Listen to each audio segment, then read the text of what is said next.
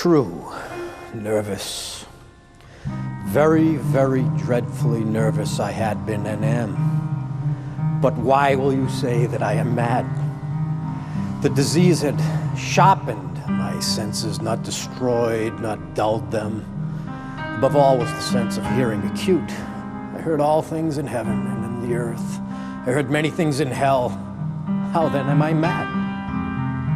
Hearken and observe how healthily, how calmly I can tell you the whole story.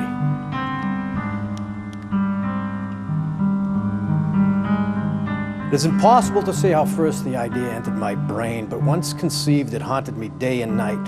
Object, there was none. Passion, there was none. I loved the old man. He had never wronged me. He had never given me insult. For his gold, I had no desire. I think it was his eye. Yes, it was this. One of his eyes resembled that of a vulture. Pale blue eye with a film over it. Whenever it fell upon me, my blood ran cold, and so by degrees, gradually, very gradually, I made up my mind to take the life of the old man and thus rid myself of the eye forever. Now this is the point. You fancy me mad. Madmen know nothing. But you should have seen me. You should have seen how wisely I proceeded, with what caution, with what foresight, with what dissimulation I went to work. I was never kinder to the old man than during the whole week before I killed him. Every night about midnight, I turned the latch of his door and opened it. Oh, so gently. And then, when I had made an opening sufficient for my head, I put in a dark lantern, all closed, so that no light shone out. And then I thrust in my head. Oh, you would have laughed to see how cunningly I thrust it in. I moved it slowly, very, very slowly, so that I might not disturb the old man's sleep. It took me an hour to place my whole head in within the opening so far that I could see him as he lay there in his bed. Would a madman have been so wise as to do this? And then, when my head was well within the room, I undid the lantern cautiously. Oh, so cautiously, for the hinges creaked. I undid it just so much that a single thin ray fell upon the vulture's eye. And this I did for 7 long nights, every night, just at midnight. But I found the eye always closed, and so it was impossible to do the work, for it was not the old man who vexed me, but his evil eye. And every morning when the day broke, I went boldly into the chamber and spoke courageously to him, calling by name in a hearty tone and inquiring how he had passed the night. So, you see, he would have been very profound, the old man, and indeed to suspect that every night, just at 12, I looked in upon him while he slept. Upon the 8th night, I was more than usually cautious in opening the door. A watch's minute hand moves more slowly than did mine. Never before that night had I felt the extent of my own powers, of my sagacity. I could scarcely contain my feelings of triumph. To think that there I was, opening the door, little by little, and he not even to dream of my secret deeds or thoughts. I fairly chuckled at the idea, and perhaps he heard me, for he moved on the bed suddenly, as if startled. Now you may think that I drew back, but no. His room was as black as pitch with the thick darkness, for the shutters were closed, fastened through fear of robbers. And so I knew that he could not see the opening of the door, and I kept pushing it on, steadily. Steadily. I had my head in and was about to open the lantern when my thumb slipped upon the thin tin fastening, and the old man sprang up in his bed, crying out, "Who's there?"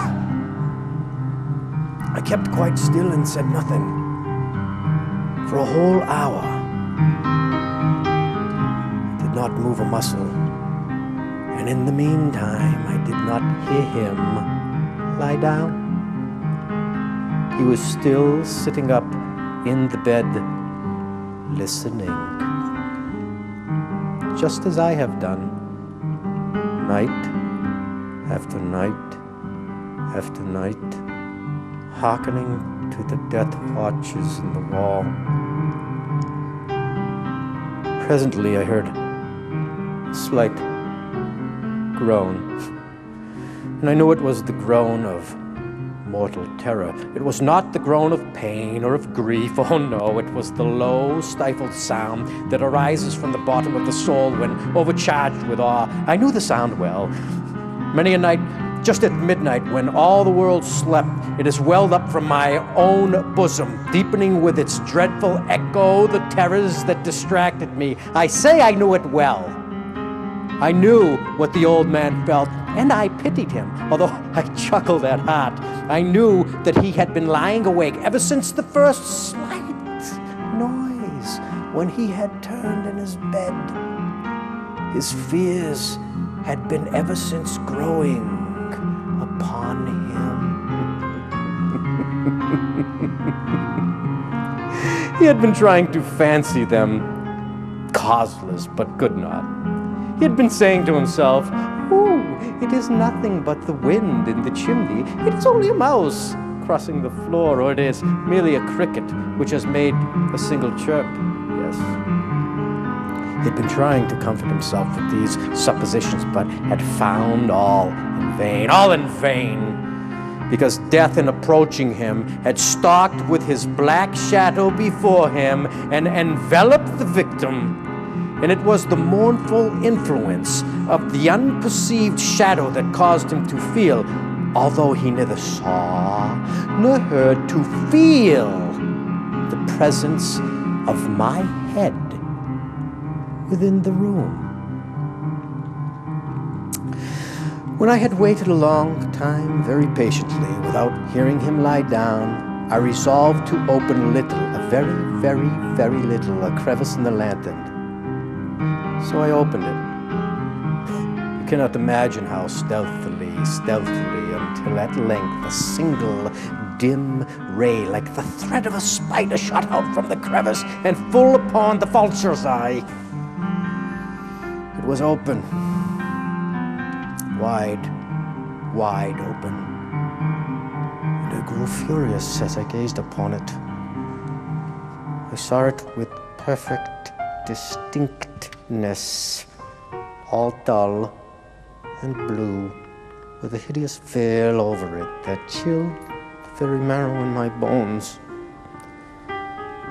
But I could see nothing else of the old man's face or person, for I had directed the ray as if by instinct precisely upon the damaged spot.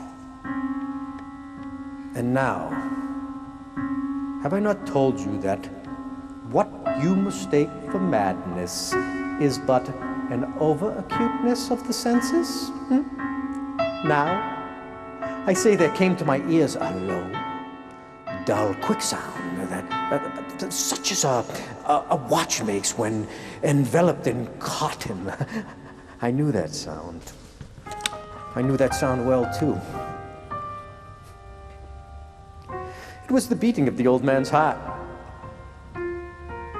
It increased my fury, as the beating of a drum stimulates the soldier into courage.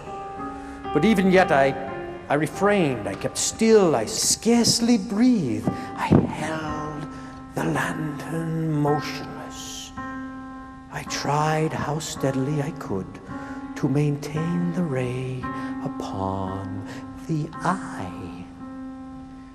Meantime, the hellish tattoo of the heart increased. It It grew quicker and louder every instant. The old man's terror must have been extreme. It grew louder, I say, louder at every moment. Do you mark me well? I have told you that I am nervous, so I am. And now, at the dead hour of the night, amid the dreadful silence of that old house, so strange a noise as this excited me to uncontrollable terror. Yet for some minutes longer I refrained and stood still. But the beating grew louder and louder. I thought the heart must burst. And now, a new anxiety seized me. Oh no, the sound would be heard by a neighbor. The old man's hour had come. With a loud yell, I threw open the lantern and leaped into the room. He shrieked once only. In an instant, I dragged him to the floor and pulled the heavy bed over him. I then smiled gaily to find the deed so far done. But for many minutes, the heart beat on with a muffled sound. This, however, did not vex me. It would not be heard through the wall. At length,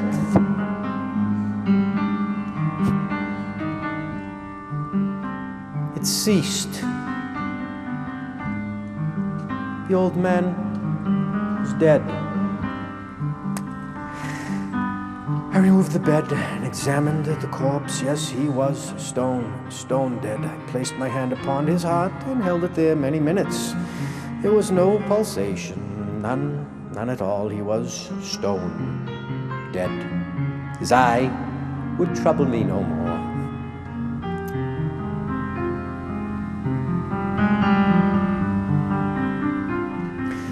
If you still think me mad, you will think so no longer when I describe the wise precautions I took for the concealment of the body. The night waned, and I worked hastily, but in silence. First of all, I dismembered the corpse. I cut off the head, and the arms, and the legs. I then took up 3 planks from the flooring of the chamber and deposited all between the scantlings. I then replaced the boards so cleverly, so cunningly, that no human eye, not even his, could have detected anything wrong. There was nothing to wash out, no stain of any kind, no blood spot, whatever. I had been too wary for that. A tub had caught all. Oh, when I made an end to these labors, it was 4 o'clock in the morning, still dark as midnight. As the bell sounded the hour, there came a knocking at the street door. I went down to open it with a light heart. For what had I now to fear? There entered 3 men who introduced themselves with perfect suavity as officers of the police. A shriek had been heard by a neighbor during the night. Suspicion of foul play had been aroused. Information had been lodged at the police office, and they, the officers, had been deputed to search the premises. I smiled, for what had I to fear? I bade the gentleman welcome, and the shriek, I said? Oh, it was my own, in a dream. The old man I mentioned he was absent in the country. I took my visitors, as they wished, all over the house. I bade them search well. I led them at length to his chamber. I showed them his treasures, secure, undisturbed. In the enthusiasm of my confidence, I brought chairs into the room and desired them here to rest from their fatigues, while I myself, in the wild audacity of my perfect triumph, placed my own seat upon the very spot which resolved the corpse of my victim.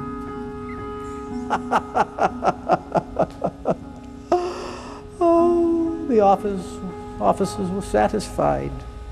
My manner had convinced them. I was singularly at ease. They sat, and while I answered cheerily, they chatted familiar things. But my head ached, and I fancied a a slight ringing in my ears, but still distinct. It continued and became more distinct. I talked more freely to get rid of the feeling, but it continued and gained definitiveness until at length I found that the noise was not within my ears. No doubt I grew very pale, but I talked more fluently and with a heightened voice, yet the sound increased, and what could I do? It was a low, dull, quick sound, much as a sound as a watch makes when enveloped in cotton. I gasped for breath, and yet the officers heard it not. I talked more quickly and more vehemently, but the noise steadily increased. I arose, argued about trifles in a high key and with violent gesticulations, but the noise steadily increased. Why would they not be gone? I paced the floor to and fro with heavy strides, as if excited to fury by the observation of but the noise steadily increased. Oh, God! What could I do? Foamed, I raved, I swore, I swung the chair upon which I had been sitting and grated it upon the boards, but the noise arose over and over and over and continually increased. It grew louder. Still the man chatted pleasantly, and he smiled. Was it possible they heard it not? Almighty God, no. No, they heard, they suspected, they knew! They were making a mockery of my horror. This I thought, and this I think. But anything was better than this agony. Anything was more tolerable than this derision. I could bear those hypocritical smiles no longer. I felt that I must scream or die, and now again, hark! Louder! Louder! Louder! Villains! I shrieked! Dissemble no more! Admit the deed! Tear up the planks! Here!